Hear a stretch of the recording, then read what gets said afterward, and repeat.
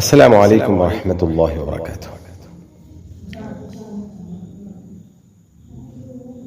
سيد الاستغفار. اللهم أنت ربي لا إله إلا أنت خلقتني وأنا عبدك وأنا على عهدك ووعدك ما استطعت أعوذ بك من شر ما صنعت أبوء لك بنعمتك علي وأبوء بذنبي فاغفر لي فإنه لا يغفر الذنوب إلا أنت.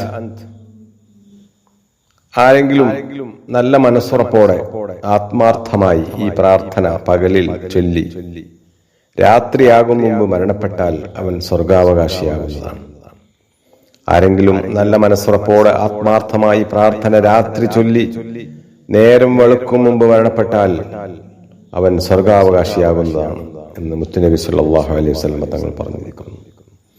സയ്യിദുൽ ഇസ്തിഗ്ഫാർ നമ്മുടെ ജീവിതത്തിൽ നാം പതിവാക്കുക, രാവിലെയും വൈകുന്നേരവും.